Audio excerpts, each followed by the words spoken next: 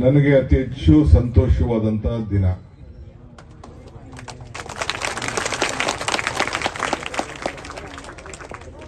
ನಾನು ಈಗ ತಾನೇ ಹೊಸದುರ್ಗದಲ್ಲಿ ಮಾತಾಡಿದೆ. ಕೂತ್ಕೊಡ್ರು.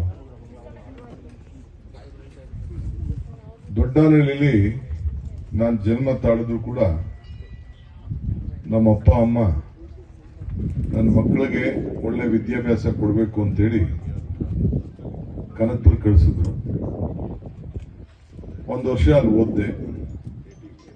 ಅದಾದ್ಮೇಲೆ ಇನ್ನೂ ಒಳ್ಳೆ ಸ್ಕೂಲ್ ಸೇರಿಸಬೇಕು ಅಂತೇಳಿ ಬೆಂಗಳೂರಲ್ಲಿ NPSಗೆ ಸೇರಿಸಿದ್ರು. ಆ ಶ್ರಮ ಏನು, NPS ಸ್ಕೂಲು ಒಳ್ಳೆ ಎಜುಕೇಶನ್ ಕೊಡಿಸ್ಬೇಕು ಮಕ್ಕಳಿಗೆ ಅಂತೇಳಿ ಯಾವುದೇ ತಂದೆ ತಾಯಿಗೆ ನಾನು ಯಾವ ಆಸ್ತಿನೂ ಕೊಡಕ್ಕಾಗಲ್ಲ, ಒಳ್ಳೆ ವಿದ್ಯಾಭ್ಯಾಸ ಕೊಡಿಸ್ಬೇಕು ಅನ್ನೋದು ಒಂದು ಆಸೆ. ಆ ದೃಷ್ಟಿಯಿಂದ ನನ್ನನ್ನ ಬೆಂಗಳೂರಿಗೆ ಕಳಿಸಿದ್ರು. ನಾನು ವಿದ್ಯಾಭ್ಯಾಸ ಮಾಡಿ ಇಲ್ಲಿವರೆಗೂ ನಾನು ಬೆಳೆದಿದ್ದೀನಿ. ನಮ್ಮ ಹಳ್ಳಿ ಮಕ್ಕಳಿಗೆ ಅದು ವಂಚಿತರಾಗಿದ್ದಾರೆ. ಈಗಲೇ ನಾನು ಸುಮಾರು ಗಮನಿಸಿದ್ದೇನೆ, ನಮ್ಮ ಕ್ಷೇತ್ರದಲ್ಲಿ ಒಂದು 60,000 ಕುಟುಂಬಗಳು ಉದ್ಯೋಗಕ್ಕೋಸ್ಕರ, ಮಕ್ಕಳ ವಿದ್ಯಾಭ್ಯಾಸಕ್ಕೋಸ್ಕರ ಕನಕಪುರ ಟೌನ್ಗೆ ಸೇರಿದ್ದಾರೆ, ಇಲ್ಲ ಅಂದ್ರೆ ಬೆಂಗಳೂರಿಗೆ ಹೋಗಿ ಸೇರಿದ್ದಾರೆ. ಇದನ್ನ ತಪ್ಪಿಸ್ಬೇಕು. ಇಲ್ಲೇ ಬೆಂಗಳೂರಲ್ಲಿರುವಂತ ವಿದ್ಯಾಭ್ಯಾಸ ನಮ್ಮ ಮಕ್ಕಳಿಗೆ ಇಲ್ಲೇ ಸಿಗ್ಬೇಕು. ಇಲ್ಲಿಂದ ಬೆಂಗಳೂರಿಂದ ವಲಸೆ ಹೋಗೋದು ತಪ್ಪಬೇಕು.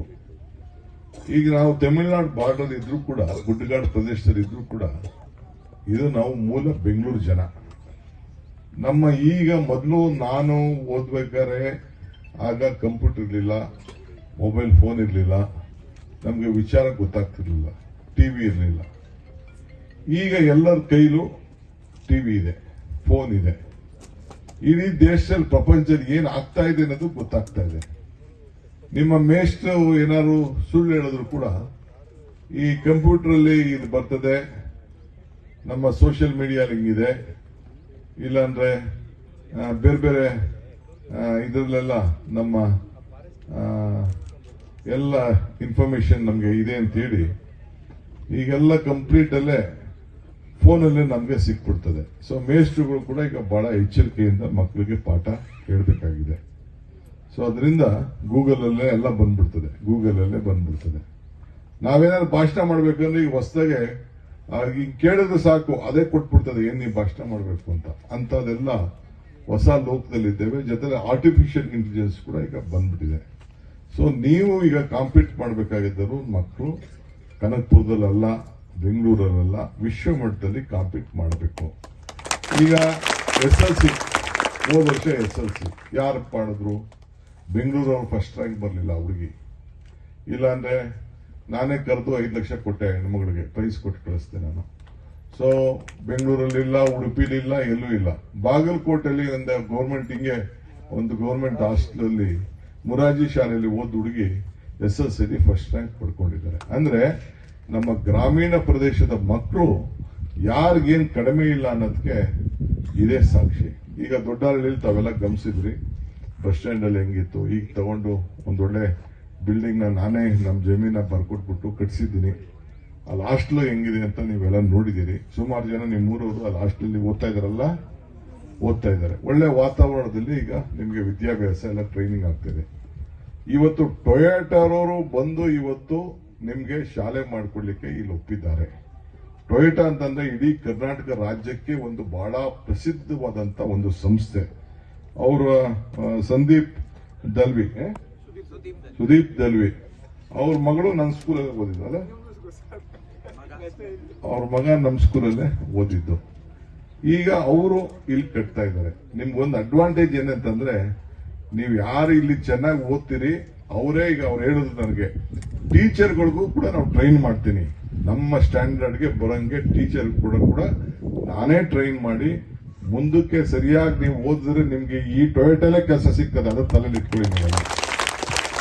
ನಮ್ದು ಯಾರ ರೆಕಮೆಂಡೇಶನ್ ಬೇಡ, ಅವರಲ್ಲಿ ಸ್ಕಿಲ್ ಡೆವಲಪ್ಮೆಂಟ್ ಟ್ರೈನಿಂಗ್ ಇದೆ. ಅವರಲ್ಲಿ ಯಾರ್ಯಾರು ಟ್ರೈನಿಂಗ್ ಕೊಡ್ತಾ ಇದಾರಲ್ಲ, ನಾನು ಹೋಗಿ ನನಗೆ ಉದ್ಘಾಟನೆ ಕರೆದಿದ್ರು, ಯಾರ್ಯಾರು ಟ್ರೈನಿಂಗ್ ಕೊಡ್ತಾ ಇದ್ದಾರೆ ಎಲ್ಲರಿಗೂ ಕೂಡ ಕೆಲಸ ಸಿಕ್ಕಿದೆ. ಎಲ್ಲಿ ಟೊಯೋಟಲೇನಿಲ್ಲ, ಬೇರೆ ಹೊಂಡಲ್ಲಿ ಕೆಲಸ ಸಿಗ್ತದೆ, ಮಾರ್ಕೆಟಿಂಗ್ ಅಲ್ಲಿ ಕೆಲಸ ಸಿಗ್ತದೆ, ರಿಪೇರ್ ಅಲ್ಲಿ ಕೆಲಸ ಸಿಗ್ತದೆ, ಎಲ್ಲರೂ ಕೂಡ ಕೆಲಸ ಸಿಗ್ತದೆ. ಕನಿಷ್ಠ 45,000 ರೂಪಾಯಿ ದುಡಿಯಷ್ಟು ಒಂದು ಅವಕಾಶ ನಿಮಗೆ ಸಿಗ್ತದೆ.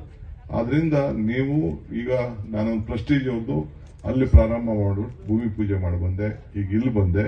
ಈಗಾಗಲೇ ನಮ್ಮ ಚನ್ನಪಟ್ಟಣದಲ್ಲಿ, ಕಡೂರಲ್ಲಿ ಎಲ್ಲ ಕಡೆ ಈಗಾಗಲೇ ಪ್ರಾರಂಭ ಮಾಡಿಬಿಟ್ಟಿದ್ದಾರೆ. ಈ ಸ್ಕೂಲು ಈಗಾಗಲೇ ಪಿಕ್ಚರು ತೋರಿಸಿದ್ದಾರೆ ನಿಮಗೆ ಯಾವ ರೀತಿ ಬರ್ತದೆ ಅಂತೇಳಿ. ಸುಮಾರು 16 ಕೋಟಿ ರೂಪಾಯಿ ಖರ್ಚು ಮಾಡಿ 12 ಕೋಟಿ ರೂಪಾಯಿ ಇಲ್ಲಿ ಖರ್ಚು ಮಾಡಿ ಇಲ್ಲಿ ಕಟ್ತಾರೆ. ಉಯ್ಯಂಬಳ್ಳಿಯಿಂದನೂ ಇಲ್ಲಿಗೆ ಬರಬೇಕು, ಉಯ್ಯಂಬಳ್ಳಿಯಿಂದ ವಾಪಸ್ಸು ಬಸ್ ಗೀಸ್ ಅದಕ್ಕೆಲ್ಲ ವ್ಯವಸ್ಥೆ ಮಾಡೋಂಗಾಗ್ತದೆ. ಯಾಕೆಂದ್ರೆ ಅಪ್ಪ ಅಮ್ಮದಿಗೂ ಗೊತ್ತಾಗಬೇಕು, ಅಟ್ಲೀಸ್ಟ್ ಬಸ್ಸನ್ನು ದುಡ್ಡಾರ ಕಟ್ಟಬೇಕು. ಹಾಗೇನೆ ಮಕ್ಕಳಿಗೆ ಏಳ್ಗಳ್ಳಿ, ಬೆಂಡಗೋಡು, ಸಂಗಮ ಈ ಕಡೆ ಎಲ್ಲ ಸೇರಿ ಎಲ್ಲ ಬರಬೇಕು. ಎಲ್ಲ ಬಂದು ಇಲ್ಲಿ ಒಳ್ಳೆ ವಿದ್ಯಾಭ್ಯಾಸ ಆಗಬೇಕು. ಬಹಳ ಚೆನ್ನಾಗಿ ಇಲ್ಲಿ ಬಿಲ್ಡಿಂಗ್ ಕೂಡ ಬರ್ತಾ ಇದೆ. ಅವೇರಡ್ಡಿಯಲ್ಲಿ ಒಂದು ಬರ್ತಾ ಇದೆ, ಕಡೂರಲ್ಲಿ ಒಂದು ಬರ್ತಾ ಇದೆ, ಪಾದಹಳ್ಳಿಯಲ್ಲಿ ಬರ್ತಾ ಇದೆ. ಸೊ ಎಲ್ಲ ಕಡೆನೂ ಈ ರೀತಿ ವ್ಯವಸ್ಥೆ ಆಗ್ತಾ ಇದೆ. ನಿಜವಾಗ್ಲೂ on behalf of government of Karnataka, Toyota ಅವರು ಏನು ಒಂದು ಇನಿಷಿಯೇಟಿವ್ ತಗೊಂಡಿದ್ದಾರೆ, I would like to congratulate them, salute them. ಒಂದು ದೊಡ್ಡ ಎಲ್ಲ ಚಪ್ಪಾಳೆ ಹೊಡಿಲ್ಲ.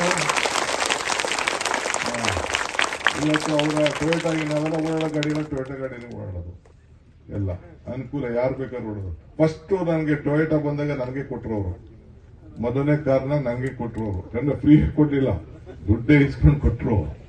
ಸೊ ಎಲ್ಲ ಕೊಟ್ಟರು. ಹಿಂದೆ ಎಲ್ಲ ನಾವೆಲ್ಲ ಜಮೀನು ಅವ್ರು ಕೊಡ್ಸಕ್ಕೆ ನಾನು ಹಿಂದೆ ಸಹಾಯ ಮಾಡಿದ್ದೆ ಅವ್ರಿಗೆ.